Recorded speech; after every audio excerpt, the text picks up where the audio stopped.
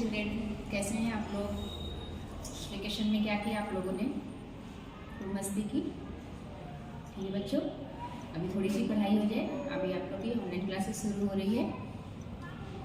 आज मैं आप लोगों को पढ़ाती हूँ। मैंने 12th एडिशन कंप्लीट किया था, नींद करामात। और आज हम लोग क्या पढ़ेंगे? पार्ट 13, अनोखा सफ़र। Open your book, page number 123, अनोखा सफ़र। बच्चों, अनोखा सफ़र, अनोखा सफ़र का मतलब आपको पता है? सफ़र मतलब आप कभी अपने माता पिता के साथ कहीं घूमने गए हैं? घूमने आप क्या चीज़ से जाते हैं? ट्रेन से जाते हैं, बस से जाते हैं, हवाई जहाज़ से जाते हैं। तो कुछ ऐसा होता है ना जो आप कभी ऐसा सोचते हैं, इमेजिन भी नहीं किए रहते हैं, और उस जगह पे आपको अचानक जाना होता है। बच्चों, ट्रेन से, बस से, हवाई जहाज से, इन चीज़ों से तो सभी सफ़र करते हैं। क्या आप लोगों ने कभी समुद्र देखा है? जहाज से यात्रा की है? जहाज पे बैठकर समुद्र की यात्रा की है? नहीं? ठीक है, मैं आप लोगों को आपकी क्लास में ये बताऊंगी। समुद्र की यात्रा, इस लेसन में हम लोग पढ़ेंगे अनोखा सफ़र।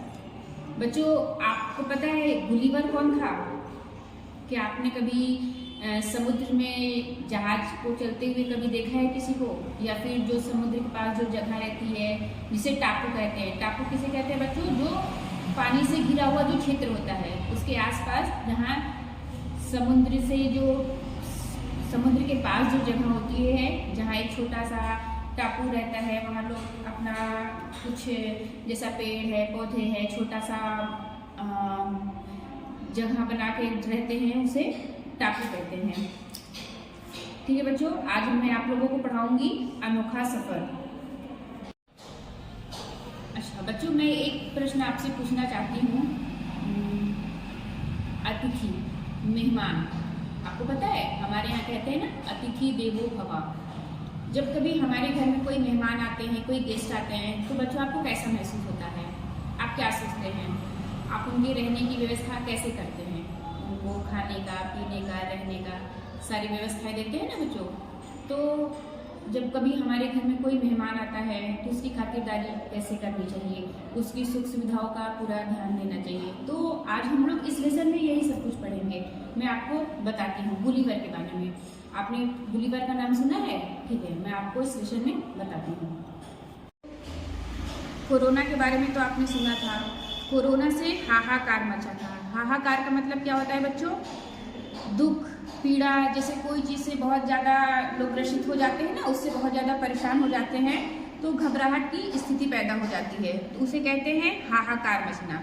कोरोना के काल में आपने देखा होगा ना, हमारे शहर में कोरोना से लोग बहुत ज़्यादा पीड़ित थे, उस समय कितना परेशान थे, उस समय की स्थिति कैसी थी, लोग कितने घबरा गए थे, कितने लोग पीड़ित थे कोरोना महामारी से।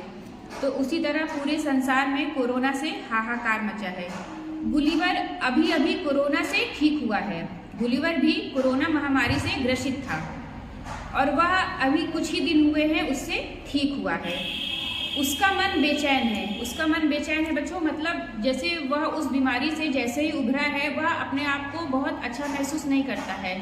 उसे ऐसी जगह चाहिए थी जैसे जहाँ जाकर वो थोड़ा शांति महसूस करे। वह एकांत में रहना चाहता था।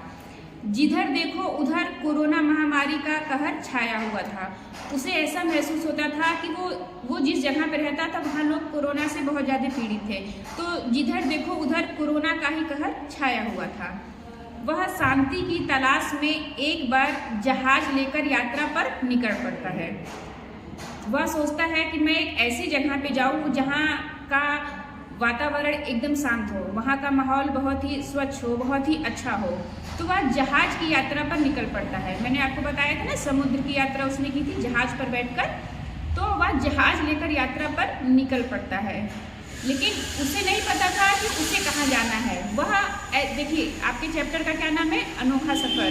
तो उसने ये सिर्फ ऐसी कल्पना की थी कि मैं एक ऐसी जगह जाना चाहता हूँ जहाँ मुझे शांति मिले, जहाँ का वातावरण बहुत ही स्वच्छ हो, बहुत ही अच्छा हो। तो वह ये नहीं पता था कि उसे कहाँ जाना है, उसे उस जगह का नाम नहीं पता था, लेकिन वो उसे एक ऐसी जगह की तलाश थी कि जहाँ का माहौल बहुत ही अच्छा हो, कोरोना मुक्त हो।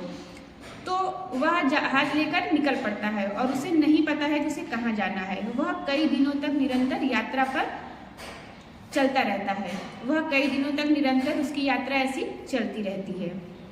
बच्चों, आज मैंने आपको सिर्फ एक ही पैराग्राफ पढ़ाया है और अगला पैराग्राफ आप घर में पढ़िएगा, रीडिंग कीजिएगा और इसको समझिएगा और इसके जो भी कठिन शब्द हैं उसके अर्थ को आप याद कीजिएगा।